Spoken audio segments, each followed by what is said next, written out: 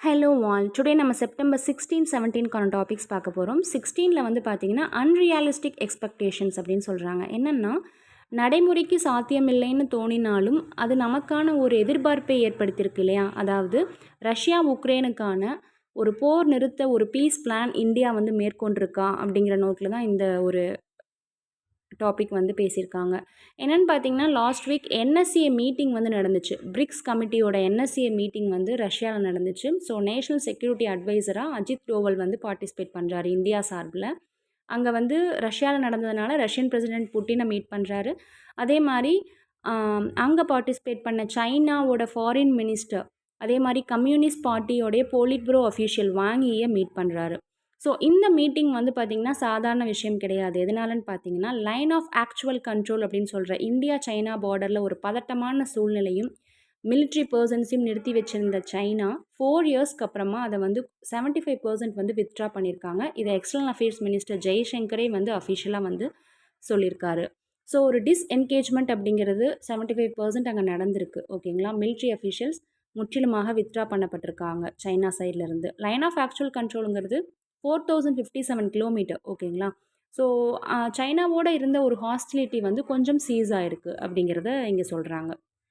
அதே மாதிரி வந்து பார்த்திங்கன்னா இந்த ஒரு என்எஸ்ஏ லெவல் மீட்டிங் எதுக்காகனா டெரரிசம்மை வந்து ஒடுக்கணும், செக்யூரிட்டியை வந்து பில்ட் பண்ணணும், பைலேட்ரல் ரிலேஷன்ஸ் எல்லா கண்ட்ரியோடும் ஸ்மூத்தாக இருக்கணும் அப்படிங்கிற நோக்கில் தான் வந்து இந்த மீட்டிங் வந்து அரேஞ்ச் பண்ணாங்க. அப்கமிங் பிரிக்ஸ் சமிட் வந்து ரஷ்யாவில் நடக்குதுக்கு இல்லையா? இதில் வந்து 2023லேயே ஒரு சில எக்ஸ்டென்ஷன் வந்து கண்ட்ரீஸ் வந்து பார்ட்டிசிபேட் பண்ண வைக்கிறதுக்கு பிளான் பண்ணியிருந்தாங்க. அது எதுன்னு பார்த்தீங்கன்னா UAE, Saudi Arabia, Iran, Egypt, Ethiopia. ஓகேங்களா? ஸோ ரஷ்யா உக்ரைனுக்கான ஒரு பீஸ் பிளான் இல்லைனாலுமே ஒரு மீடியேட்டராக இந்தியா செயல்படும், கன்வேடு மெசேஜை அங்கே சொல்கிறதுக்கு வாய்ப்பு இருக்குது அப்படிங்கிற நோட்டில் தான் இந்த டாபிக் வந்து அட்ரெஸ் பண்ணியிருக்காங்க. நெக்ஸ்ட் ஒன் கெஜ்ரிவாலோட பெயில் பற்றியும் இங்கே வந்து அட்ரெஸ் பண்ணியிருக்காங்க. என்னென்னு பார்த்தீங்கன்னா கோ அக்யூஸ்ட்னு சொல்லப்படக்கூடிய டெல்லியோட சிஎம் மணிஷ் சிசோடியா ஆகட்டும், டெல்லியோட டெப்யூட்டி சிஎம் மணிஷ் சிசோடியாவுக்கும் பாரத் ராஷ்டிர சமிதி லீடர் கே கவிதாவுக்கும் பெயில் கொடுத்துட்டாங்க. பட் இருந்த போதிலும் வந்து கெஜ்ரிவாலுக்கு கண்டிஷனல் பெயில் தான் இப்போது ரீசெண்டாக வழங்கியிருக்காங்க இல்லையா? 2 member bench of supreme court வந்து இந்த ஒரு பெயிலை வந்து வழங்கியிருக்காங்க. வழங்கிட்டு அவங்க என்ன கொஷின் பண்ணுறாங்கன்னா 22 மந்த்ஸுக்கு அப்புறமா 22 மந்த்ஸ் டிலேயில் ஏன் வந்து கெஜ்ரிவாலை அரெஸ்ட் பண்ணணும் சிபிஐ அப்படிங்கிறத வந்து கொஷின் பண்ணுறாங்க. ஈவன் அவங்க அரெஸ்ட் பண்ண டைமிங்குமே ரொம்ப சஸ்பெக்டாக இருக்குது அப்படின்னு சொல்கிறாங்க. இது வந்து சிபிஐயோட ரெப்யூட்டேஷனே வந்து கொஷின் பண்ணுற மாதிரி இருக்குது. சரிங்களா? நார்மலாகவே கேஜ்டு பேரட் அப்படின்னு சொல்லக்கூடிய சிபிஐ அப்படின்னு சொல்லக்கூடிய ஒரு டேர்ம் வந்து நிலவிட்டுருக்கு. இதை வந்து முறியடிக்கும் வகையில் ஹை ஹேண்டடுக்கும் வந்து அதே மாதிரி ஒரு பயாஸ்ட் மேனர்லேயும் சிபிஐ செயல்படாமல் இருக்கணும் அப்படிங்கிற நோட்டில் தான் இதை வந்து இந்த டாபிக் வந்து அட்ரெஸ் பண்ணியிருக்காங்க. சரிங்களா? இந்த கொஷினை எழுப்பினவர் யாருன்னு பார்த்தீங்கன்னா ஜஸ்டிஸ் புகான் அப்படிங்கிறவர் தான் இந்த கொஸ்டினை வந்து எழுப்பியிருக்காரு. ஓகேங்களா?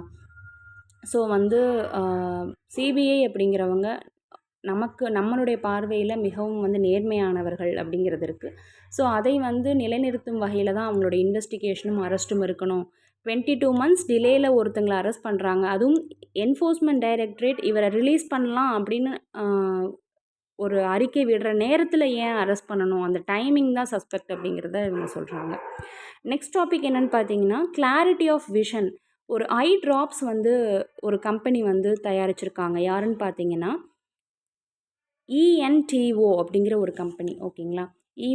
ENTOD அப்படிங்கிற ஒரு ஃபார்மாக்யூட்டிக்கல் கம்பெனி வந்து ஒரு ஐ ட்ராப்ஸ், அதாவது ப்ரெஸ்பயோபியான்னு சொல்லுவாங்க. ப்ரெஸ்பயோபியா அப்படின்னா ஒரு ஏஜிங்னால ஏஜ் ஃபேக்டர்னால உங்களுக்கு நியர்பை ஆப்ஜெக்ட்ஸே வந்து ப்ராப்பராக தெரியாது. ஓகேங்களா? உங்களுக்கு ரொம்ப வந்து அந்த ஒரு இஷ்யூ இருக்கும். நியர்பை ஆப்ஜெக்ட்ஸே உங்களால் ஃபைன் பண்ண முடியாத ஒரு இஷ்யூ இருக்கும்.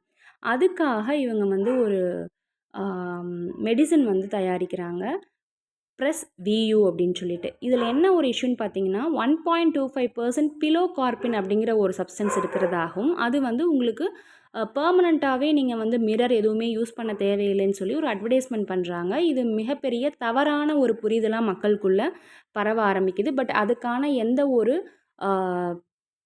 ப்ரூவன் இதுவுமே இல்லை சரிங்களா. ப்ரூவ் பண்ணப்படாமல் சயின்டிஃபிக்கலாகவும் சரி ஃபேக்சுவலாகவும் சரி ப்ரூவ் பண்ணப்படாமல் ஒரு விஷயத்தை இந்த மாதிரி இவங்க வந்து அட்வர்டைஸ் பண்ணினதுனால இது எந்த ஆக்டை மீறுற மாதிரி இருக்குன்னா ட்ரக்ஸ் அண்ட் மேஜிக் ரெமெடிஸ் ஆக்டை மீறுற மாதிரி இருக்குது அப்படிங்கிறதுனால CDSCO central drugs standard control organisation வந்து இந்த ஒரு பொருளை மேனுஃபேக்சர் பண்ணுறக்கும் மார்க்கெட் பண்ணுறக்கும் சஸ்பெண்ட் பண்ணுறாங்க இஎன்டிஓடைய சரிங்களா. ஆனால் அவங்க என்ன சொல்கிறாங்கன்னு பார்த்தீங்கன்னா இது தவறுதலாக மக்கள்கிட்ட வந்து சென்றடைஞ்சதுக்கு வந்து நாங்கள் பொறுப்பேற்றுக்க முடியாது.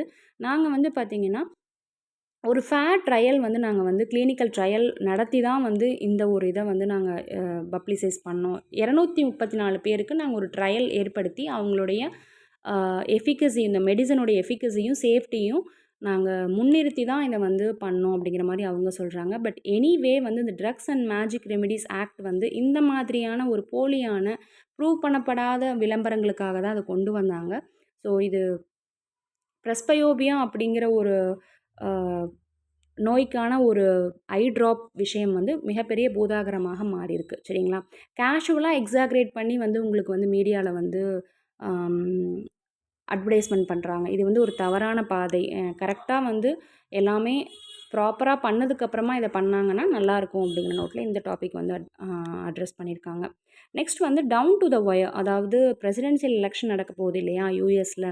ஸோ வந்து லாஸ்ட் டைம் வந்து பார்த்திங்கன்னா ட்ரம்ப்பை வந்து பென்னிஸ்லேவியாவில் அவருடைய காதுகளில் வந்து ஷூட் பண்ணாங்க. இந்த டைம் பாம் பீச்சில் அவர் வந்து கோல்ஃப் வந்து விளையாடிட்டு இருக்கும்போது வந்து பார்த்திங்கன்னா அவரை வந்து அசாசினேஷன் அட்டாக் வந்து ஏற்படுத்துகிறாங்க. அவருடைய சீக்ரெட் செக்ரட்டரியை மிரட்டிகிட்டே வந்து பார்த்திங்கன்னா இந்த ஒரு அசாசினேஷன் அட்டாக் நடக்குது. பட் அவர் வந்து சேஃபாக வந்து இப்போ இருக்கார். ஸோ இப்போ வரைக்குமே வந்து யார் வின் பண்ணுவாங்க அப்படிங்கிற ஒரு மிகப்பெரிய கொஷின் மார்க்கையும் எதிர்பார்ப்பையும் ஏற்படுத்தியிருக்கிறது. ஏன்னா கமலா ஹாரிஸ் வந்து அப்போசிஷன் பார்ட்டியில் இருக்காங்க இல்லையா. ஸோ இது மிகப்பெரிய எதிர்பார்ப்பான ஒரு எலெக்ஷனாக யூஎஸில் வந்து பார்க்கப்படுது. 2 டைம்ஸ் வந்து அட்டாக் வந்து சந்தித்த ட்ரம்ப் வந்து விக்ட்ரி அடையிறக்கும் சிம்பத்தினால் ஓட்ஸ் கெயின் பண்ணுறக்கும் வாய்ப்புகள் அதிகமாக இருக்குது. ஃபர்ஸ்ட் வேர்டு என்னென்னு பார்த்தீங்கன்னா இன்டென்சிஃபைட். இன்டென்சிஃபைட்னா கடுமையாகிறது, மேலும் கிரேட்டராக ஸ்ட்ராங்கராக தீவிரமாகிறதா இன்டென்சிஃபைட். ரிவர்ஷன் அப்படின்னா தலைகீழாக மாறுது இல்லையா, அதுதான் வந்து reversion. For example property reversion சொல்லிட்டு இந்த ரியல் எஸ்டேட் பிஸ்னஸில் யூஸ் பண்ணுவாங்க. என்னென்னா திரும்பவும் அந்த ஓனர்கிட்டே வர்றதான் வந்து ரிவர்ஷன். என்டைட்டில்டுனா உரிமை சரிங்களா, அதை பயன்படுத்துவதற்கும் வைத்திருக்கிறதுக்குமான உரிமை தான் என்டைட்டில்டு.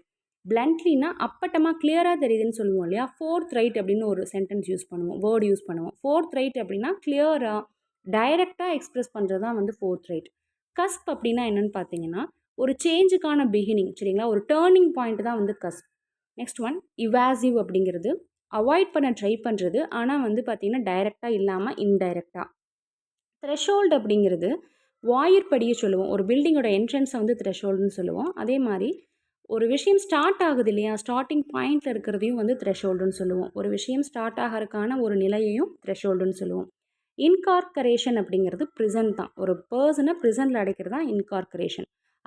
அன்சப்ஸ்டான்ஷியேட்டட் அப்படிங்கிறது ப்ரூவ் பண்ணப்படாமல், எவிடன்ஸ் இல்லாமல் ப்ரூவ் பண்ணப்படாமல் ஒரு கன்ஃபார்ம் பண்ணப்படாத விஷயம்தான் வந்து அன்சப்ஸ்டான்ஷியேட்டட்.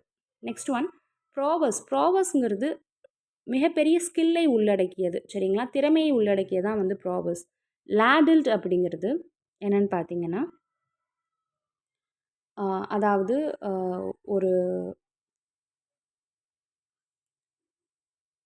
ஒரு விஷயம் வந்து ஒரு விஷயம் நடந்துகிட்ருக்கு அப்படின்னா அதுக்கான ஒரு பொறுப்பேற்றுக்காமல் மற்றவங்கள ப்ளேம் பண்ணுறது தான் வந்து லேடில்ட். ஓகேங்களா, லேடில்டு த ப்ளேம் அப்படிங்கிறது அந்த மீனிங் தான் வரும். அதாவது ஒரு விஷயத்துக்கு பொறுப்பேற்றுக்காமல் மற்றவங்க மேலே வந்து நீங்கள் வந்து ப்ளேம் பண்ணுறது தான் லேடில்ட். கல்லிபிள் அப்படிங்கிறது எளிதாக ஏமாறக்கூடிய மக்கள் இருக்காங்க இல்லையா, அவங்கள ஈஸியாக பிலீவ் பண்ண வச்சிடலாம், ட்ரஸ்ட் பண்ண வச்சிடலாம் அப்படிங்கிறவங்க தான் கல்லிபிள்.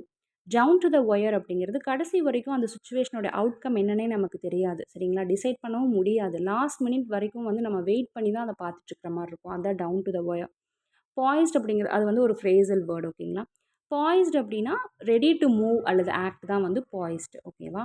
கன்ஃப்ரண்டட் அப்படிங்கிறது என்னென்னு பார்த்தீங்கன்னா ஒரு சண்டை போடும் நோக்கில் நேருக்கு நேர் நின்றுட்டுருக்காங்க இல்லையா, அது வந்து ஒரு மீனிங் வரும். செகண்ட் மீனிங் என்னென்னு பார்த்தீங்கன்னா ஒரு டிஃபிகல்ட்டான அன்ப்ளசண்ட்டான சுச்சுவேஷனை நம்ம எண்ணிட்டுருக்கிறது, இல்லைன்னா மற்றவங்கள வந்து அதை ஃபீல் பண்ண வைக்கிறது, திங்க் பண்ண வைக்கிறதுமே கன்ஃப்ரண்டட். அட்டாச் அப்படின்னா என்னென்னு பார்த்தீங்கன்னா ஒரு பழமொழி சரிங்களா? ப்ராவர்ப் தான் வந்து அடாஜ். தானி அப்படிங்கிறது என்னன்னு பார்த்தீங்கன்னா, ஒரு டிஃபிகல்ட்டான ஒரு சிச்சுவேஷன, டிஸ்அக்ரீமெண்ட்டான ஒரு சிச்சுவேஷன கிரியேட் பண்ணுறத வந்து தானின்னு சொல்லுவோம். அதே மாரி முட்கள் இருக்கு இல்லையா? அதையுமே வந்து த்ரான்னு சொல்லுவோம். நெக்ஸ்ட் ஒன் டெரிகேட்டரி அப்படின்னா, இழிவான ஒரு ஒப்பீனியன் குடுக்குறது. அதாவது லேக் ஆஃப் ரெஸ்பெக்ட்ல ஒரு ஒப்பீனியன் குடுக்குறோம் அப்படின்னா, அத டெரிகேட்டரி. அசைலம் அப்படிங்கிறது என்னன்னு பார்த்தீங்கன்னா, புகலிடம். ஒரு கவர்மெண்ட் வந்து மற்ற கண்ட்ரினால ஏதோ ஒரு பொலிட்டிக்கல் சிச்சுவேஷன்னாலயோ, இல்ல வந்து அங்க ஏதாவது ஒரு டேஞ்சர்னாலயோ மற்ற பீப்பிள் வந்து அந்த கண்ட்ரிக்குள்ள வராங்கன்னா, இந்த பர்ட்டிகுலர் கவர்மெண்ட் வந்து அந்த மக்களுக்கு கொடுக்கக்கூடிய ஒரு பாதுகாப்பு தான், புகலிடம் தான் வந்து அசைலம். நெக்ஸ்ட் ஒன் ஜங்க்சர் அப்படின்னா என்னன்னு பார்த்தீங்கன்னா, ஒரு பர்ட்டிகுலர் பாயிண்ட்ல அதாவது ஒரு குறிப்பிட்ட வேலையில நடக்குது இல்லையா? ஒரு காலகட்டத்தில ஒரு குறிப்பிட்ட பாயிண்ட்ல, ஒரு குறிப்பிட்ட வேலையில நடக்கக்கூடிய ஒரு ஒரு குறிப்பிட்ட தருவாயில நடக்கக்கூடிய விஷயம் தான் வந்து ஜங்க்ஷன். ஓகேங்களா? Okay. Tomorrow certain words learn பண்ணிக்கலாம். Thank you. Have a nice day.